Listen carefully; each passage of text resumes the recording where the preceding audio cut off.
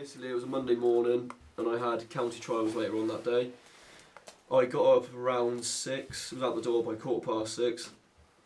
Like any normal day, if anything, it was a bit colder than normal, nothing major. Went on a run through my village, and as I approached the forest, wood, nothing felt any different to normal, and I just carried on round. At quite a fast pace, to be fair. I'd never done it that quickly before, and I was pretty chuffed with myself really, getting halfway round, looking at the time I was going on for, and then just passing dog walkers, and which I didn't know, I passed the woman that would eventually come to my rescue 25 minutes later, to about 5 minutes, 10 minutes towards the end of the run. And I started feeling a bit more tired, but nothing normal, just fatigue really, if anything. And by that time I'd come out of the wood, shut the gate behind me, checked down on my phone, saw I'd done it in about 15-16 minutes. And then everything just seemed normal, up until the point that I obviously collapsed. I looked down, saw the time, went to run, and as I went to run it was kind of like a light-headed feeling. And next thing I know, I'm dropped down in a bush. So, how did you feel when you heard the news about Marcus's incident? Personally, I've known Marcus for ever since he joined the school in about the age of 8, so it hit us hard as a friendship group. The boys from Hamborough, who we all play football with regularly, was devastated, and especially for people who don't usually show emotion. There was definitely a few tears spilt. It hit us all really hard, yeah. Where were you when you heard about the accident? I was in a lesson at school, and then word got round quite quickly because obviously it happened in the morning when he went on a run before school, and then I found out and I really just didn't know what to do.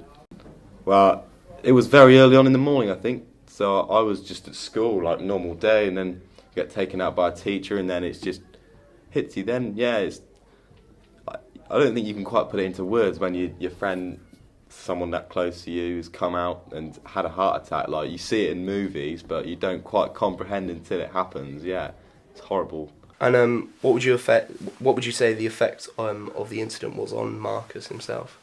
Obviously, like anyone who sort of has any sort of like life-threatening like illness or condition, it's gonna obviously be hit pretty hard. But Marcus is a really tough cookie. Like, he doesn't really take no for an answer, so it doesn't matter whether the doctors told him he couldn't play football again. But everyone knew deep down he was going to start, cracking on. He wants to hit his dreams and ambitions, and I still back him to do that anyway.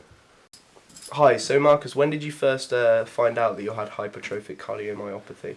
So when I first found out, I was about 10 years old, and I had a genetic screening at the John Radcliffe, and because it's been running in my family, this condition, my mum thought it best for me to be tested, and like my mum and some others in my family, I was tested positive for the condition, but I was asymptomatic, so I didn't have any symptoms up until that point in my life. And so after this incident, what were the repercussions on your life? So various things happened, so I couldn't play football for a while until we obviously found out what was going on, what could I do to sort it out. So I now have a subcutaneous implanted cardiac device, an SICD, which is a defibrillator, which is under my armpit, and then the wire goes around to my chest, so if I was ever to have one of these blackouts again, where my heart stops, the electronic impulses would go across and start my heart back up again, and I just carry on as normal. So what is an implantable defibrillator, and how does it work? When the heart's natural pacemaker is not working properly, or if an individual is diagnosed with a condition like cardiomyopathy, this in turn will cause a heart to beat too fast, too slow, or irregularly.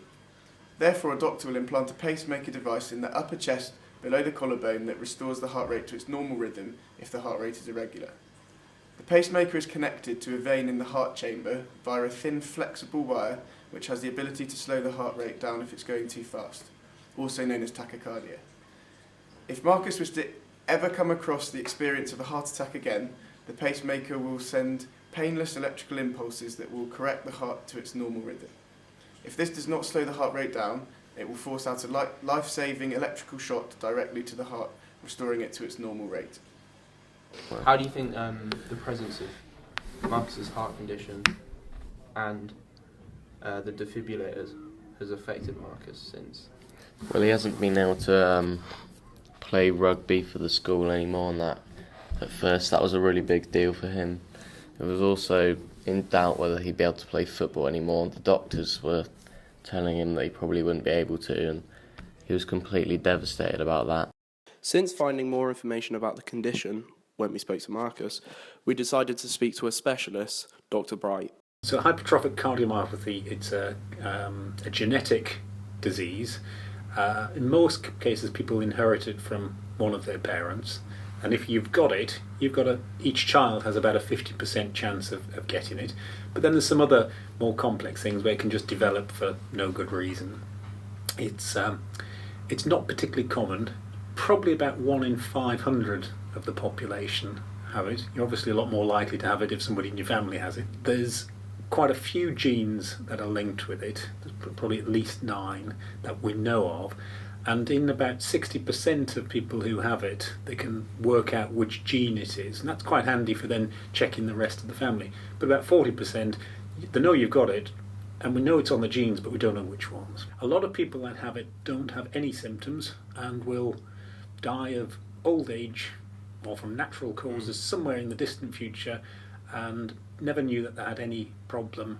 And I think David Frost, who used to be famous in my day, apparently when he died of natural causes later on, he was found to have it. So some people have no symptoms. Some people will have very mild symptoms. It could be sort of a bit of shortness of breath when they're exerting themselves. And it might be minor, so you don't know you've got it. It could be chest pains or palpitations. Or it could be you die. It can be a cause of sudden death. You hear of occasional famous cases where people get it. But even in athletes, they reckon, I think in the States they did some big study, and about 1 in 200,000 athletes will die each year from it. So it's rare. The bit that I understand from the genetics is that sort of the genes, many of which are on chromosome 14, control how some proteins in the heart muscles are made. So normally the heart muscles are sort of all even and they're all in a nice order. If you've got one of these genes, then the proteins tend to get built badly, and the heart struggles from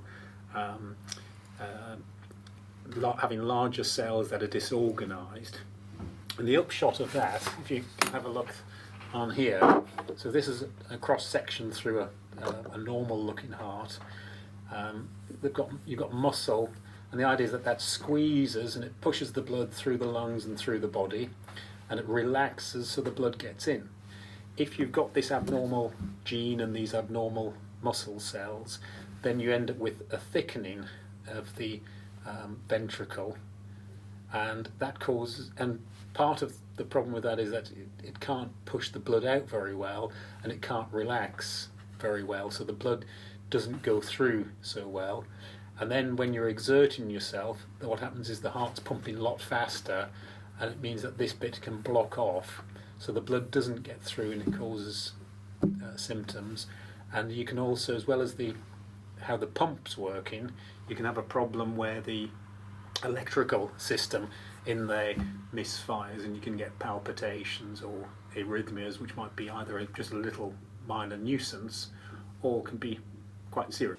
How has the condition affected your life up until now? It's not really affected me too majorly, to be honest. I've gone through my life really getting by. I've carried on playing football. I played rugby for school. I played most sports I could do at school as much as I could.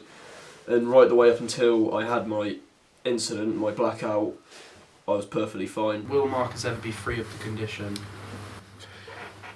Probably not. In fact, with current science, no. It's built into your genes, and that's how the muscles all regulate. And unless somebody comes out with a miraculous genetic change, then you'll be left with it. But most people with it live a normal life.